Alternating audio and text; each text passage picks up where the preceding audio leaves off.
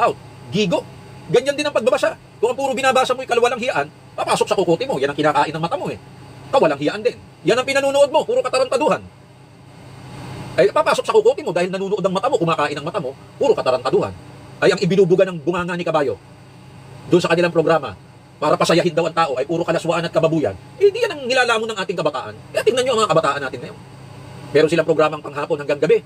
Kunwari, aksyon. Diba? Tumatagal ng ilang taon sa pamamagitan ng kanilang action star. Napaulit-ulit lang naman ang script. Diba? Ginagamit nilang bihikulo yan para birahin yung mga politiko, birahin ng kung sino-sino sa pamamagitan ng kanilang teledrama. Diba? Paulit-ulit lang yung script na yan, tungkol sa mga kabit, tungkol sa patayan, tungkol sa sabuatan, tungkol sa masasamang politiko. Pero sa totoo lang, sila nakikipagsabuatan din sa tunay na buhay sa mga bulok na politiko. Ginagamit nila yung mga palabas na yan. Diba? Kaya yung natututunan ng ating mga kabataan, karahasan, kababuyan, kalaswaan, katarantaduhan. Bulok pa yung ating DepEd. Sa halip na mabalansin nila yung kababuyan ng media, mahina din ang ating DepEd eh. Diba? Wala, pabagsak ng pabagsak ang edukasyon ng ating kabataan. Sa galit ng mga yan kay Senador Marcoleta, kimabuti o masama ang balita kay Senador Marcoleta, lalo na nung kampanyahan, hindi nila inilalabas. Hindi lang sa kanilang istasyon, pati doon sa ibang mga media na kaibigan at kaalyado nila.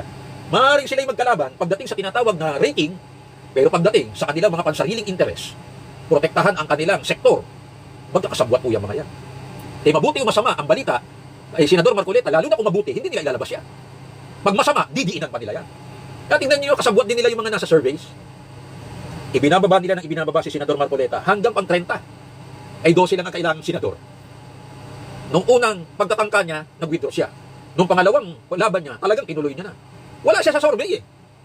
Pero na lumabas ang resulta, yung pasya ng taong bayan. Gusto namin to.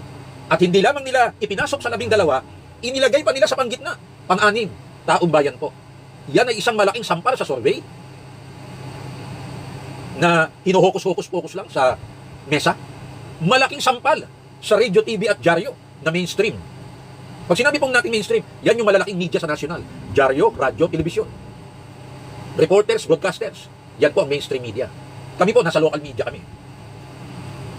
Ibig sabihin, kung ano ang gusto ng taong bayan, yun ang masusunod. Hindi ang masusunod ay kung ano ang gusto ng media. Ng radyo, TV at dyaryo. Kung ano gusto ng mga komunista, aktivista. Kung ano gusto ng mga sikat at kilalang profesor, o kaya abogado, o mga kilalang administrador sa eskwelahan. Hindi yan ang masusunod. Ano gusto ng mga negosyante, o ng mga politiko na bulok? Ano gusto ng taong bayan? Bakit? Mamamayan ang bumoboto. Sila ang pumipili. Sila ang naglalagay. Sila ang mag-aalis. Yan ang demokrasya. At dinanalo si Senador Marcoleta. At hindi lang basta nanalo. Inuntungan pa niya ang mga bumbunan ng 2 tuta ng Malacanang. Yung isa ay macho na may period. Magsasalita ngayon, ang tigas, bukas iba na. Maya-maya iba na. Yan yung investigador, magaling daw na intelligence officer, PMAer, yung pala manghuhula, si Pinkay. At saka yung isa, tutang-tuta, kilala nyo na. Okay? Inugatan na sila dyan sa Senado kung ilang taon na, nasa 20 taon na higit na, pero itong Senador Marcoleta, na bagong paso, ay number 6, sila 7 and 8. Ibig sabihin yan, tinatangkilik ito ng taong bayan. At hindi naman bigo ang taong bayan. Pag siya'y tumatayo, at kung pakikinggan mo yung kanyang sinasabi, meron kang matututuhan, lalo na kung ikaw ay walang alam sa batas. Sapagkat doon lang siya nakaangkla sa batas eh. Diba? Yung batas naman na yan, hindi siya mag-isa lang gumawa. Ginawa yan ng Kongreso, na noon ay bahagi siya sa Kamara, at ngayon ay nasa Senado. Ngayon, malaki yata ang inferiority complex nitong dalawang ito, bukod pa ng ibang mga politiko at mga sektor, at ng mga nasa media. Talagang sinusopla ni Senador Marcoleta. Nanalo ako, hindi ko naman kayo kailangan. Hindi tumitigil yung mga yan. Tuloy-tuloy ang paninira sa kanya hanggang ngayon. Lalo na, naaamoy nilang may posibilidad na maging vice-presidente ito. At hindi naman nila mapipigil. Hindi naman nila napigil bilang senador eh. Diba? Kung gustuhin ito ng taong bayan, at ito ang maging vice-presidente nila, may magagawa ba? Ang mga aktivista komunista, ang mga nasa simbahan, ang mga magagaling na profesor, mga abogado kuno, mga akadim, mga anti-Marcoleta, na nasa media, may magagawa ba sila? Gusto ng taong bayan, ng mamamayan ang masusunod. Tayong mahigit 100 milyong Pilipinong pangkaraniwan ang masusunod. Ang gobyerno ay atin. Ang konstitusyon ay atin. Tayo ang bumuo ng gobyerno, tayo ang bumuo ng konstitusyon, tayo rin ang sisira sa konstitusyon na yan pag ayaw na natin. Tayo rin ang magpapalit ng gobyerno pag ayaw na natin. Sapagkat sa filosofiya ng demokrasya, the people has the inherent power to change their government. At yan po sinasabi ko sa inyo, hindi ko sariling opinion. Yan mismo ay isinulat ng Korte Suprema sa dalawang pagkakataon.